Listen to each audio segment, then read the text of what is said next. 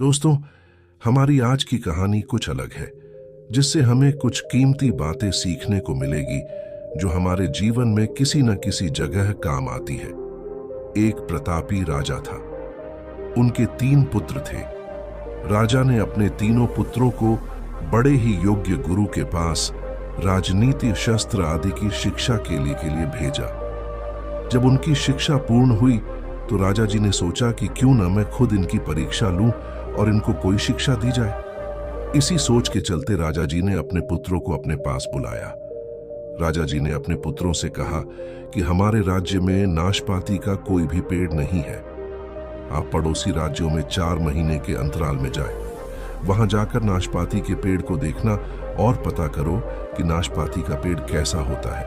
पिताजी से आज्ञा लेकर पहला पुत्र पड़ोसी राज्य में नाशपाती का पेड़ देखने के लिए जाता है। उसने अच्छे से देखा कि नाशपाती का पेड़ कैसा होता है। इसी तरह दूसरा पुत्र अगले 4 महीने बाद पड़ोसी राज्य जाता है और अच्छे से देखता है कि नाशपाती का पेड़ कैसा होता है।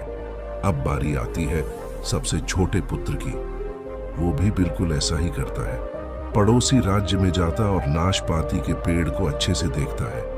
जब तीनों पुत्र नाशपाती के पेड़ को देख आते हैं तो राजा जी अपने तीनों बेटों को दरबार में बुलाते हैं और सबसे पहले अपने बड़े बेटे को पूछते हैं कि बताओ बेटा, तुम्हें नाशपाती का पेड़ कैसा लगा? बेटा बोलता है, पिताजी, मैंने कई राज्य में नाशपाती के पेड़ देखे, परंतु सभी नाशपाती के पेड़ टेढ़े, मेढ़े और सूखे हुए थे।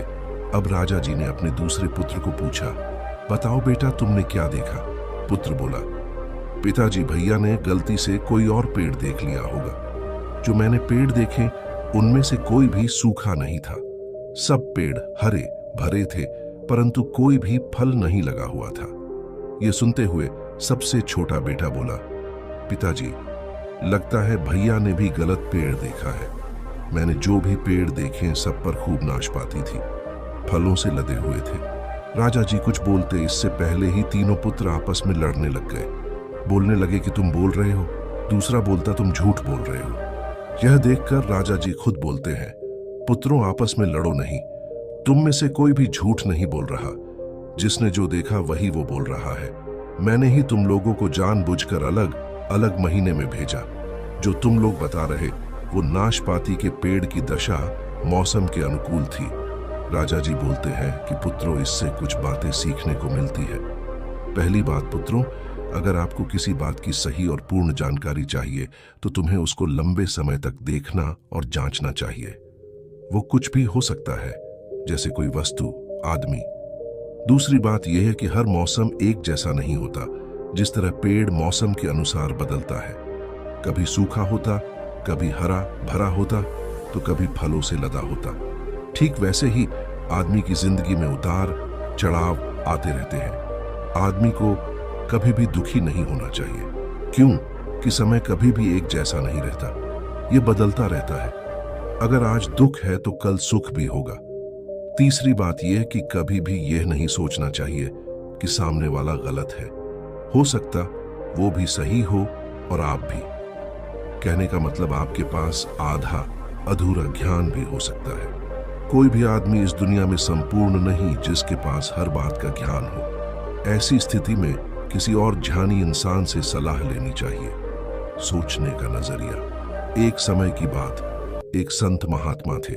वो अपने शिष्यों के साथ स्नान करने गए। जब वो स्नान कर रहे थे तभी वहां से एक राहगीर गुजरा। वो काफी परेशान लग रहा था। जब राहगीर की नजर संत पर पड़ी तो वो रुक गया। उसने सोचा, क्यों न मैं यह बात संत जी से पूछूं। वो इंतजार करने लगा कि कब संत जी नहाकर बाहर आए। थोड़े टाइम बाद संत जी बाहर आए। राहगीर ने संत जी से कहा, संत जी, मैं कुछ परेशान हूँ। असल में मैं यहाँ पहली बार आया हूँ और यहाँ पर अपना एक घर बनाना चाहता हूँ, परंतु मुझे नहीं पता यहाँ के लोग कैसे हैं। कृपा करके आप मुझे बताइए। संत जी बोले, यह तो मैं अभी बता दूं, परंतु उससे पहले तुम मेरे एक प्रश्न का उत्तर दो। उसके बाद मैं तुम्हारे प्रश्न का उत्तर दूंगा। राहगीर ने बोला, पूछिए।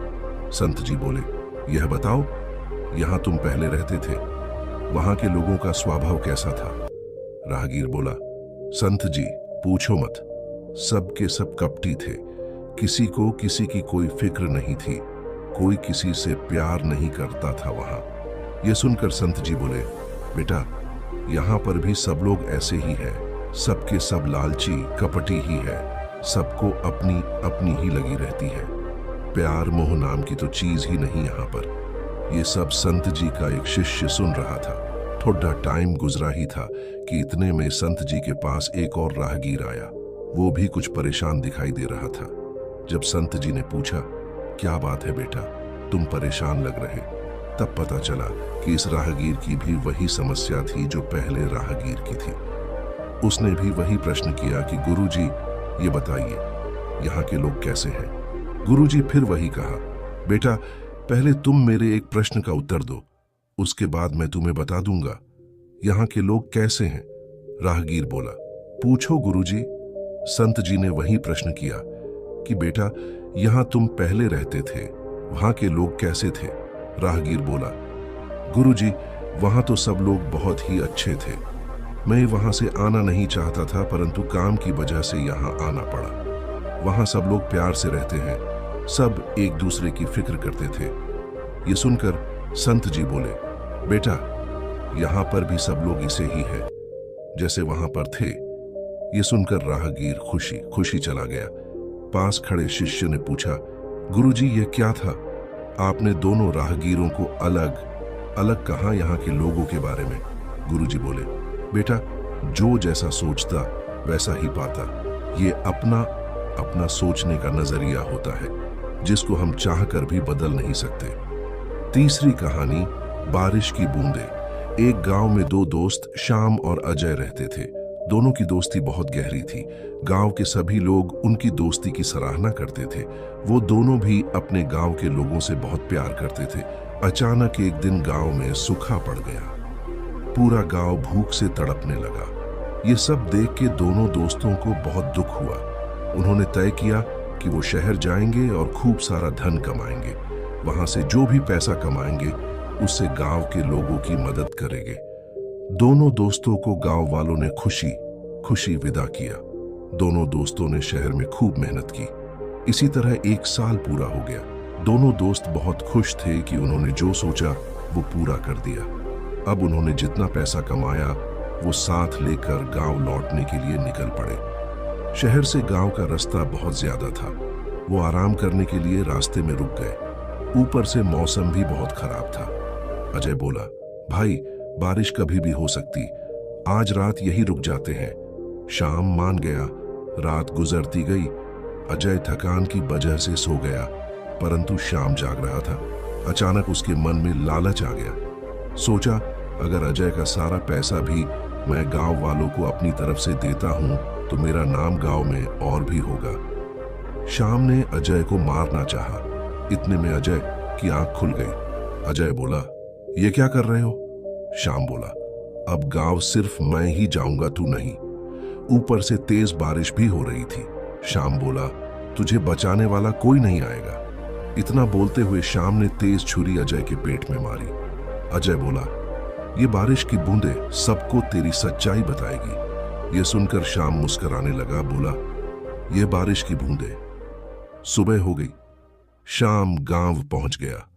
सब लोगों ने अजय के बारे में पूछा तो श्याम बोला, मुझे नहीं पता, वो मुझसे अलग हो गया। मैं वादे के मुताबिक वापस आ गया, वो नहीं आया। ये बोलते हुए उसने सारा पैसा गांव वालों को दे दिया। सब लोगों ने श्याम की बहुत सराहना की। समय गुजरता गया। श्याम की शादी भी हो गई और उसकी पत्नी बहुत ही संस्कारी थी। परमात्मा की खूब भक्ति करती थी, सच का साथ देती थी। एक दिन दोनों साथ बैठे थे। मौसम अचानक खराब हो गया। बारिश होने लग गई। अचानक से श्याम हंसने लग गया। पत्नी ने पूछा, क्या बात, आप इतना क्यों हंस रहे हो? श्याम बोला, कुछ नहीं।